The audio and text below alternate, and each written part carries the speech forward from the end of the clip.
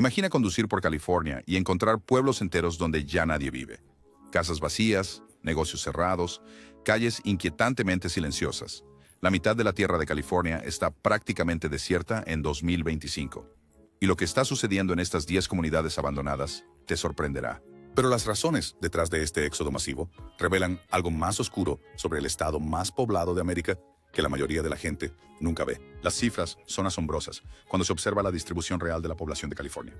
80% de los 39 millones de residentes del estado se concentran en solo 20% del territorio, principalmente a lo largo de la costa en las principales áreas metropolitanas.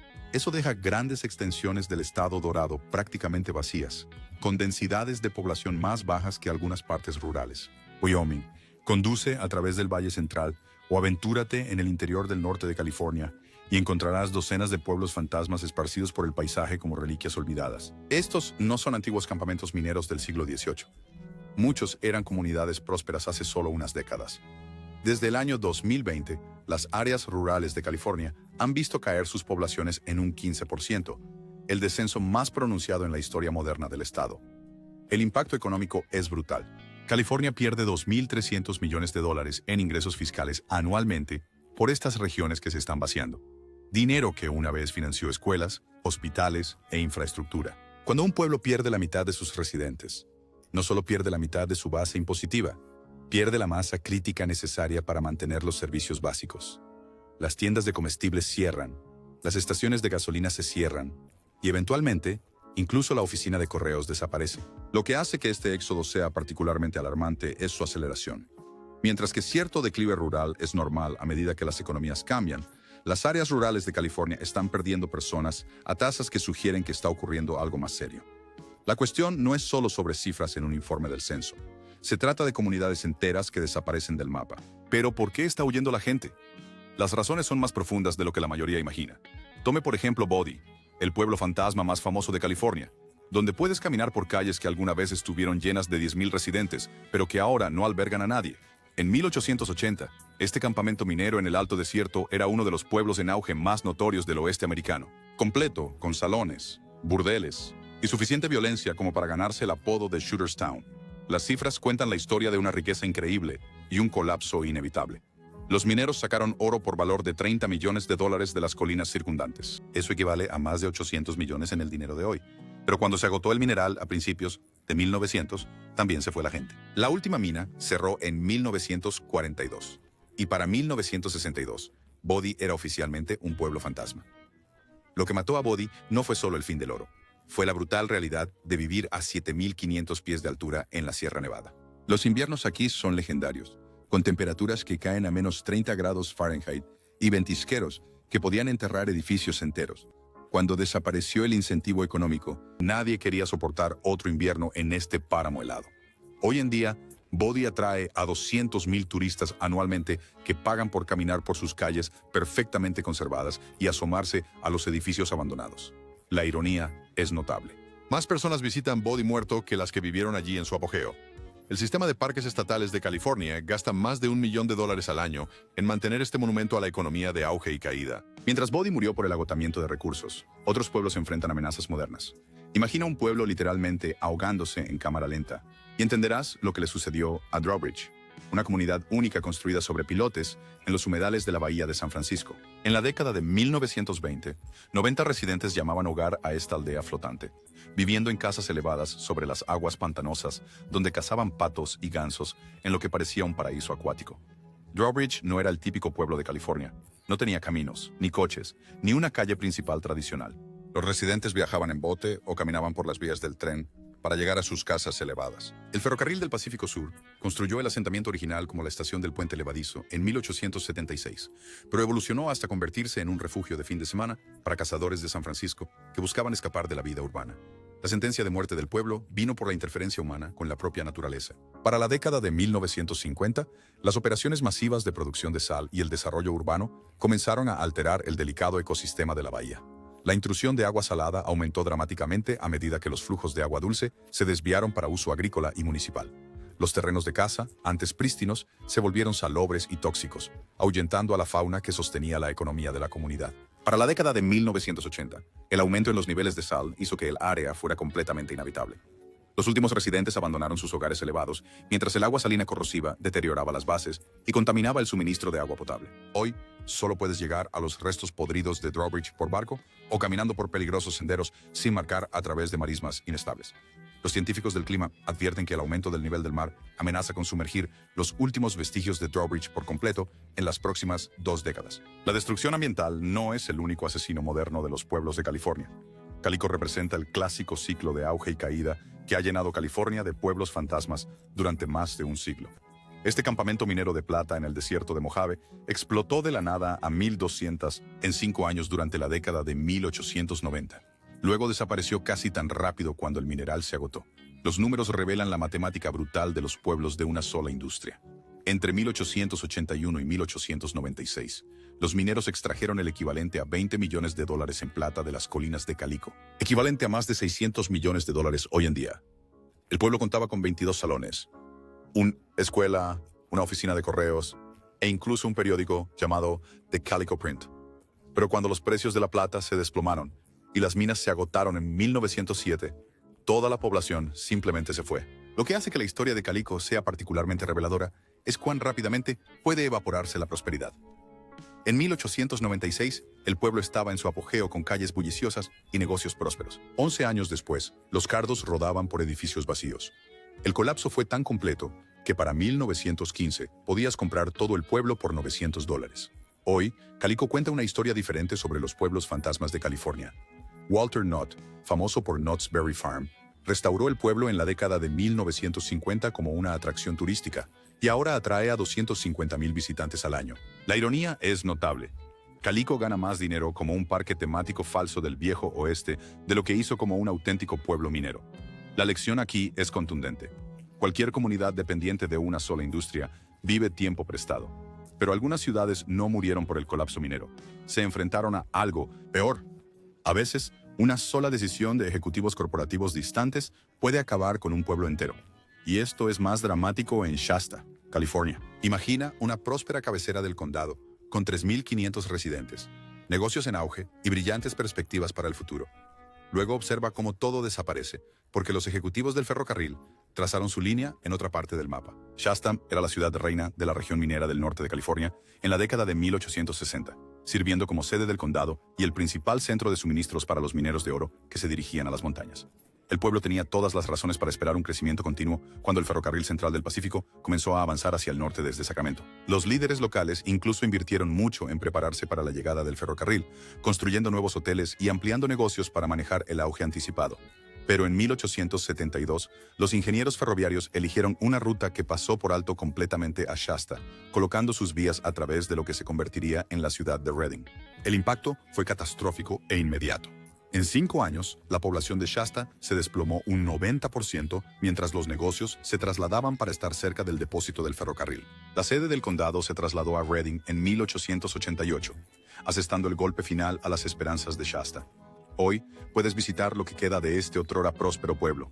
Un tribunal de ladrillo en ruinas y un puñado de edificios deteriorados esparcidos entre los robles. El museo del tribunal atrae a unos pocos miles de visitantes al año, pero vienen a ver ruinas, no una comunidad viva. La historia de Shasta revela cuán rápidamente pueden cambiar las fuentes de sustento económico, dejando comunidades enteras varadas. El transporte no es la única infraestructura que puede condenar a un pueblo. Locke cuenta la historia de cómo las comunidades pueden desangrarse lentamente durante décadas, perdiendo su alma un residente a la vez.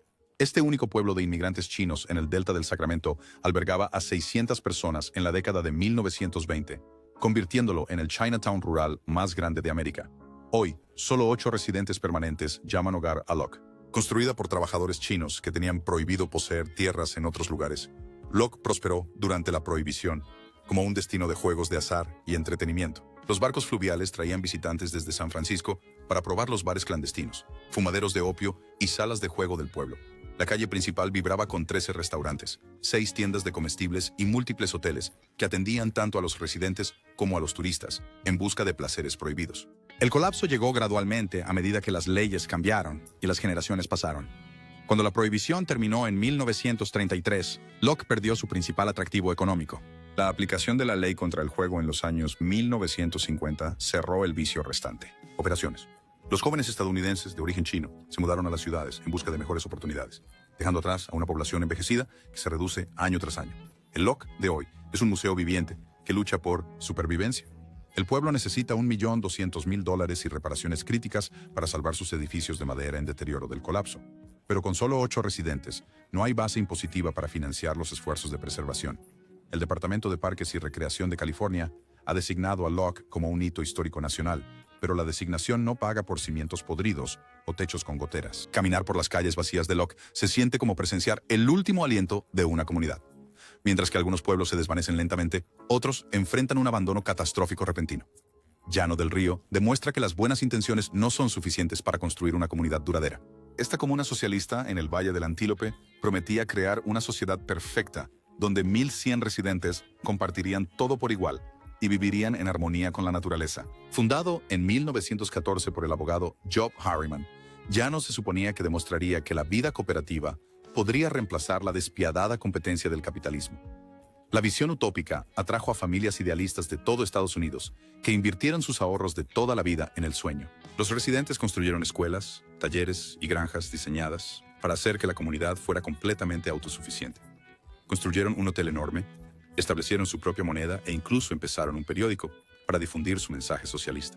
Por un breve momento, Llano pareció demostrar que la economía alternativa podía funcionar, pero la realidad aplastó el sueño en menos de 4 años. Las disputas sobre los derechos de agua con los rancheros vecinos crearon constantes batallas legales que drenaron las finanzas de la comunidad. La mala planificación agrícola dejó las cosechas fallando en el clima desértico, mientras que las luchas internas por el poder dividieron el liderazgo.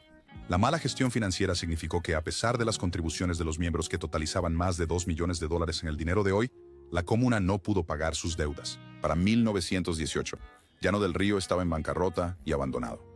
Hoy en día, aún puedes encontrar cimientos derrumbados y maquinaria oxidada esparcidos por el suelo del desierto, monumentos a las ambiciones utópicas que no pudieron sobrevivir a las duras realidades económicas y ambientales de California. Las ruinas atraen a visitantes ocasionales, que vienen a ver lo que queda del experimento socialista más ambicioso de Estados Unidos. El idealismo no fue lo único que no pudo sobrevivir a las duras realidades de California. Rough and Ready lleva la rebelión política a su extremo lógico, separándose por completo de los Estados Unidos. En 1850, este campamento minero de la fiebre del oro declaró su independencia debido a una disputa sobre los impuestos federales a la minería, convirtiéndose en la única ciudad de California en abandonar oficialmente la Unión antes de que comenzara la Guerra Civil. La rebelión comenzó cuando 300 mineros enojados decidieron que preferían formar su propio país antes que pagar lo que consideraban gravámenes federales injustos sobre sus concesiones de oro. Dirigidos por el coronel E.F. Brundage, redactaron una constitución. Eligieron un presidente y durante 3 meses operaron como la Gran República de Rough and Ready. La diminuta nación incluso emitió su propia moneda y sellos postales. El teatro político podría parecer divertido hoy en día, pero devastó las perspectivas a largo plazo de la comunidad. La secesión espantó a los negocios legítimos y a los posibles residentes que querían estabilidad, no políticas revolucionarias. Cuando los mineros se dieron cuenta de que no podían celebrar el 4 de julio como extranjeros, votaron tímidamente para reunirse con los Estados Unidos, justo a tiempo para el feriado. Pero el daño ya estaba hecho. La reputación del pueblo por extremismo político e inestabilidad lo siguió durante décadas. Las familias con niños evitaban establecerse en un lugar conocido por la política radical, y las empresas preferían ubicaciones más predecibles para sus inversiones. Mientras las cercanas Nevada City y Grass Valley prosperaban con la evolución de la fiebre del oro, Rough and Ready se estancó. Hoy en día, menos de 900 personas viven en el área más extensa de Rough and Ready, una fracción de lo que lograron las comunidades vecinas. La lección es clara. El extremismo político es un veneno económico para los pueblos pequeños. Los problemas políticos palidecen en comparación con los desastres ambientales que crearon otros pueblos fantasmas. Killer representa una catástrofe ambiental a cámara lenta, donde un lago entero desapareció, llevándose consigo un pueblo próspero. En la década de 1920, 5,000 personas vivían a orillas del lago Owens, trabajando en operaciones mineras y disfrutando la vida junto al segundo lago más grande de California. Hoy, solo 50 residentes permanecen en lo que se ha convertido en un páramo tóxico. La destrucción comenzó cuando Los Ángeles decidió que necesitaba más el agua del valle de Owens que los residentes del valle. Empezaron.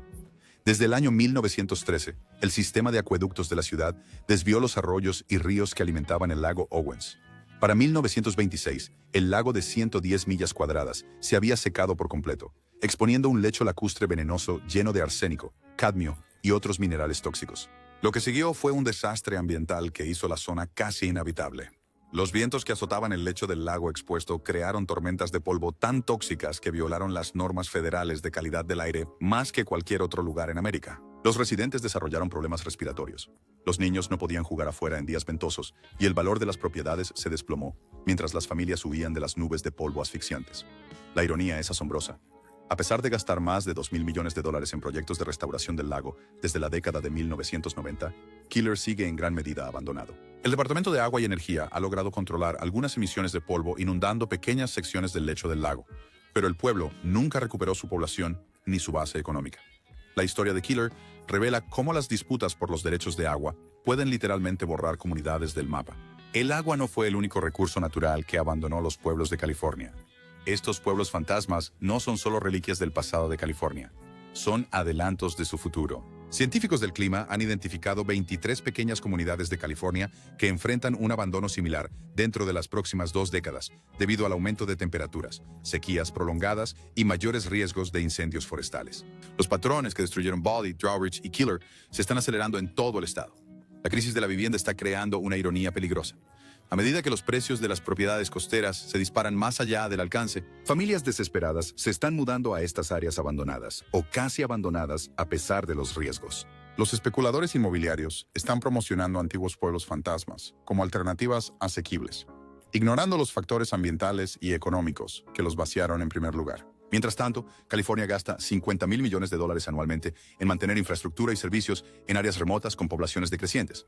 Ese es dinero que podría abordar la escasez de vivienda del estado, pero en su lugar se destina a mantener carreteras pavimentadas y líneas eléctricas operativas en comunidades que quizás no existan en 20 años. La lección de cada pueblo abandonado es la misma. La diversificación económica no es opcional, es supervivencia. Las comunidades que dependen de industrias únicas, ya sea minería, agricultura o turismo, viven con tiempo prestado. El cambio climático, los cambios tecnológicos y las fuerzas económicas globales seguirán creando nuevos pueblos fantasmas, a menos que California aprenda de su pasado abandonado. Caminar por estas calles vacías debería hacer que cada californiano se haga preguntas incómodas sobre el futuro de su propia comunidad. Estas ciudades vacías no son solo curiosidades históricas, son advertencias sobre lo que sucede cuando las comunidades ignoran las fuerzas que las sustentan.